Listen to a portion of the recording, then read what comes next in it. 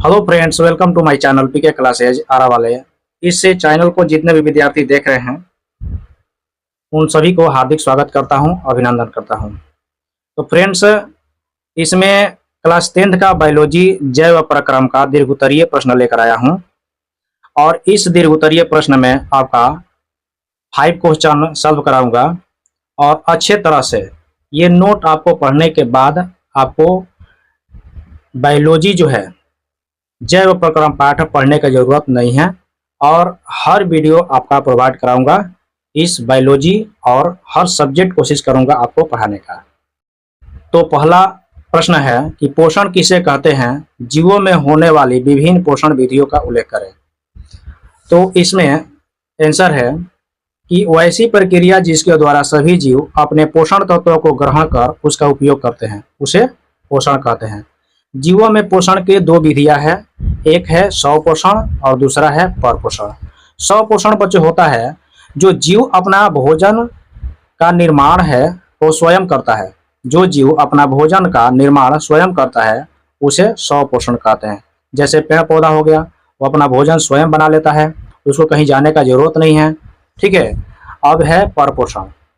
परपोषण है कि परपोषण वे जीव जो अपना भोजन स्वयं न बना करके किसी दूसरे जीव पर निर्भर होते हैं। ठीक है। वे जीव जो अपना भोजन स्वयं न करके या न बना करके किसी दूसरे जीव पर निर्भर होते हैं उसे परपोषण कहते हैं।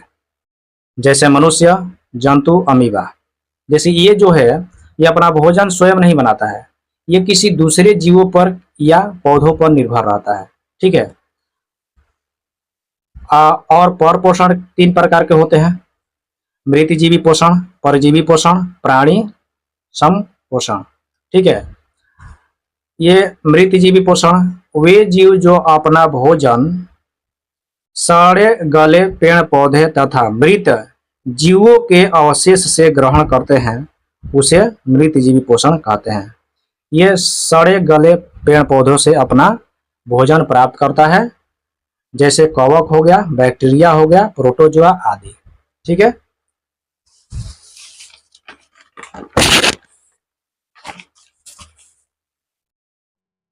चलिए, परजीवी पोषण।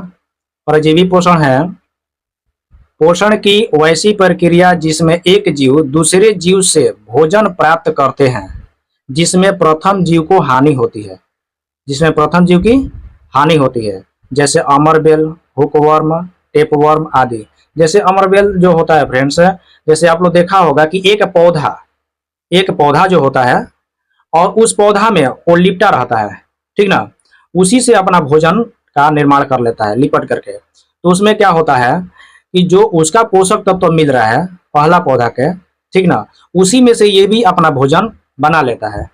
तो क्या होता है कि वो प्रथम जो जीव है, प्रथम पौधा है, उसका क्या होता है, हानि पहुंचता है ना। प्रथम जीव है उसका हानि पहुंचता है। और तीसरा नंबर है प्राणी संपोषण, है ना। प्राणी संपोषण पोषण की वैसी क्रिया जिसमें एक जीव दूसरे जीव से भोजन करते हैं तथा दोनों जीव लाभवंती होते हैं। ये क्या होता है फ्रेंड्स कि एक जीव दूसरे जीव के संपर्क में रह करके ये भोजन बनाता है, ठीक है, जिसमें दोनों जीव की लाभ होती है। लाभवंती मतलब लाभ होती है, ठीक ना, दोनों जीव का लाभ होता है। जैसे होलो हो गया, जोक हो गया और आदि। ठीक है। प्रकाश संश्लेषण दूसरा नंबर क्वेश्चन है, प्रकाश संश्लेषण प्रक्रिया को संक्षिप्त में समझाइए। तो प्रकाश संश्लेषण वैसी प्रक्रिया है जिसमें पौधे सूर्य के प्रकाश की उपस्थिति में तथा क्लोरोफिल से संजो कर भोजन तैयार करते हैं। यह एक रासायनिक प्रक्रिया है जिसमें मुख्य रूप से O2 मुक्त होती है। O2 मुक्त होती है। इसमें समीकरण सजाया गया है कि कार्बन के 6 अणु, कार्बन डाइऑक्साइड के 6 अणु और जल के 12, H2O से जल होता है। ये सूर्य के प्रकाश की उपस्थिति में क्लोरोफिल प्राप्त करता है और क्लोरोफिल प्राप्त करके और ग्लूकोज प्राप्त करता है। इस तरह से अपना भोजन तैयार कर लेता है। जैसे C6H12O6 ये ग्लूकोज का सूत्र है, ठीक ना। और कार्बन के यहाँ 6 अणु और जल का 16 अणु है, ठीक है। देखिए दूसरा नंबर क्वेश्चन है कि एक प्रयोग द्वारा दर्शाइए कि प्रकाश संश्लेषण के लिए क्लोरोफिल आवश्यक है, ठीक है। एक प्रयोग द्वारा दर्शाइए कि प्रकाश संश्लेषण के लिए क्लोरोफिल आवश्यक है।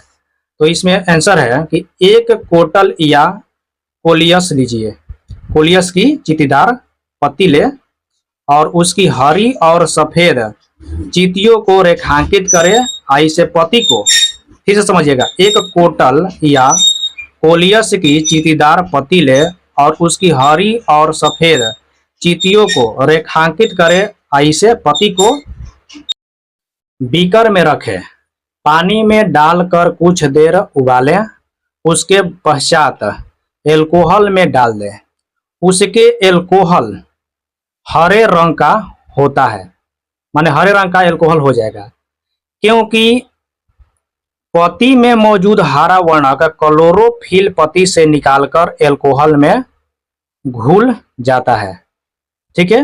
ये क्या होता है कि निकालकर एल्कोहल में घुल जाता है। जब पत्ते रंगहीन या सफेद हो जाए तो बीकर को ठंडा होने के लिए छोड़ दें। उसके बाद उसमें कुछ आयोडीन के बूंदे को डालें।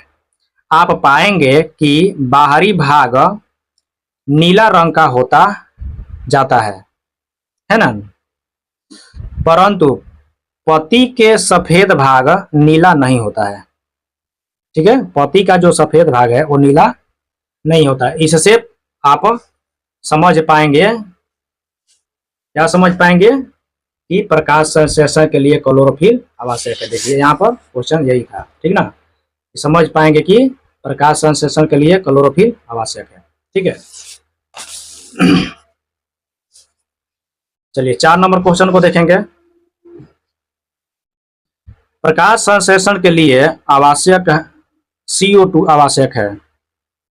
प्रकाश संश्लेषण के लिए CO2 आवश्यक है। इसे साबित करने के लिए एक प्रयोग का वर्णन करें।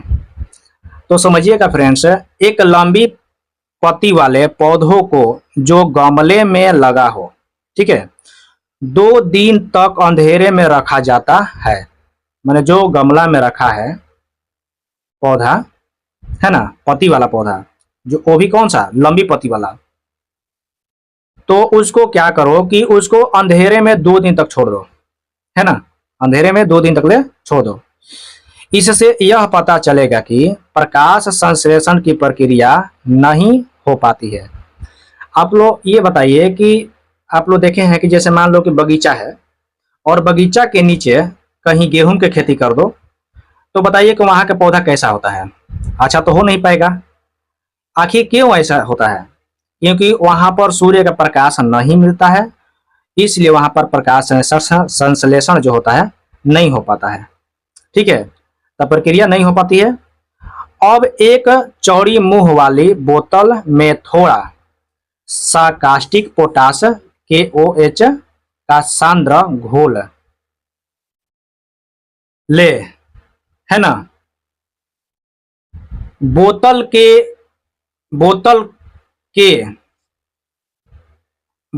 के काकों को बीचों बीच, माने बोतल के बीचों बीच काटकर 2 पत्ती को इस प्रकार दबाकर डालें कि आधा भाग बोतल के अंदर हो और आधा भाग बाहर। उसके बाद सूर्य के रोशनी में छोड़ दे, है ना, सूर्य की रोशनी में क्या कर दे, छोड़ दे।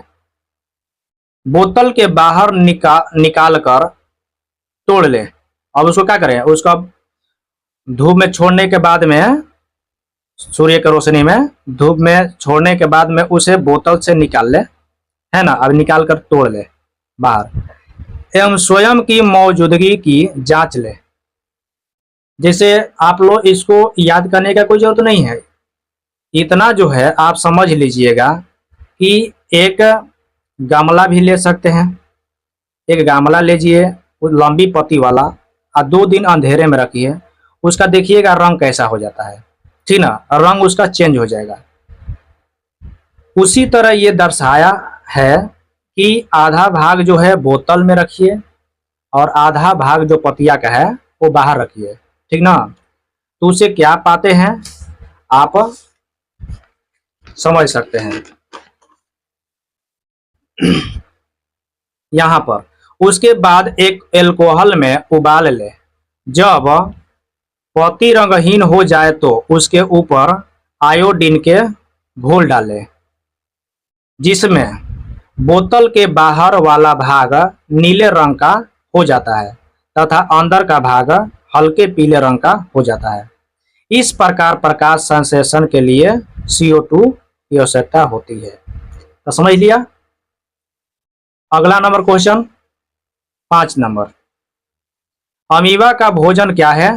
अमीबा में पोषण का वर्णन करें। अमीबा अपना भोजन कूटपाद की मदद से करता है। ये अमीबा जो भोजन करता है कूटपाद के माध्यम से करता है, ठीक ना। अमीबा का भोजन शैवाल के छोटे छोटे टुकड़े, बैक्टीरिया इत्यादि होते हैं। समझ लिए। तो ये फ्रेंड्स ये मत समझना कि नोट बनाया गया है, तो नोट बनाया गया है आपको समझने के लिए और छोटा में और अच्छे तरह से नोट बनाया गया है, ठीक है। तो इस नोट को समझिए, पढ़िए, ठीक ना। अब देखिए यहाँ पर आप लोग एक बार पढ़ने के बाद में दूसरे बार पढ़ने का जरूरत नहीं है। देखो अमीबा अपना भोजन क्या करता है? उत्पाद के माध्यम से करता है। अमीबा के लिए जो भोजन होता है शैवाल के छोटे छोटे टुकड़े, बैक्टीरिया इत्यादि होते हैं। एक बार में याद हो जाएगा। अब देखिए अमीबा में पोषण अंतर्ग्रहण, पाचन तथा बहिष्करण प्रक्रियाओं द्वारा पूर्ण होती है।